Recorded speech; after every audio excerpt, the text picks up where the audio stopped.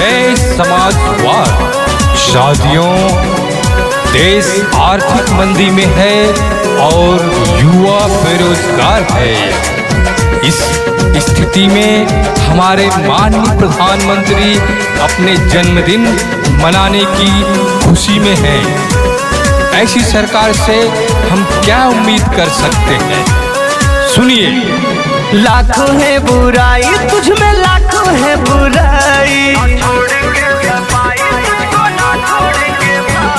ना छोड़ेंगे सफाई तुझको, ना छोड़ेंगे भाई। लाखों है बुराई तुझ में, लाखों है बुराई, दुनिया में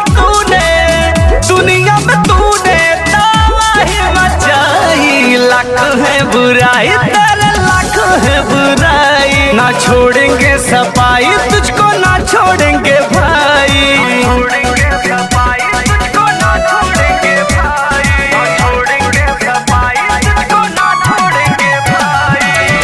मुझे न हिंदू चाहिए न मुसलमान, मुझे न हिंदू चाहिए न मुसलमान, मुझे तो चाहिए बस एक इंसान, एक।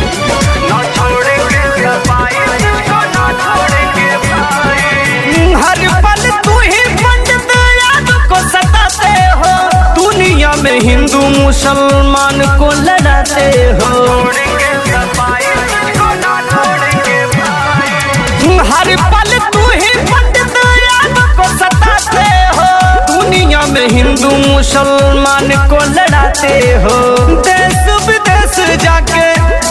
विदेश जाके खुशियाँ मनाई। लाखों है बुराई तेरा, लाखों है बुराई, ना छोड़ेंगे सफाई तुझको, ना छोड़ेंगे भाई।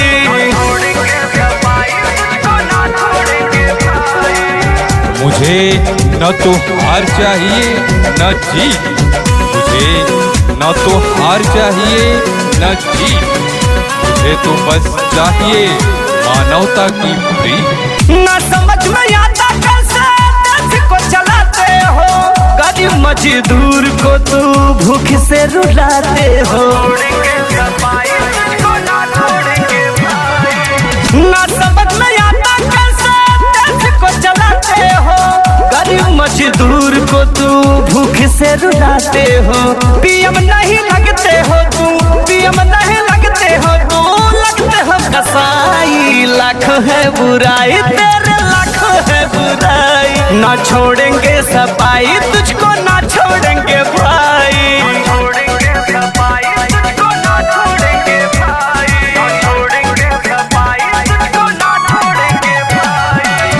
मुझे न तो भारत चाहिए न पाकिस्तान, मुझे न भारत चाहिए न पाकिस्तान, मुझे तो चाहिए धरती माँ की शान, धरती माँ।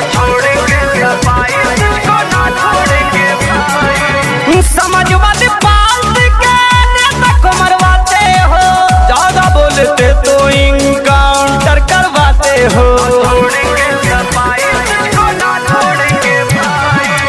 समाजवादी पार्टी के नेता को मरवाते हो, ज्यादा बोलते तो इनकाउंटर करवाते हो। श्याम भोजपुरिया कहे, श्याम भोजपुरिया कहे देश बचाई। लाखों है बुराई तेरे, लाखों है बुराई, ना छोड़ेंगे सफाई तुझको, ना छोड़ेंगे भाई।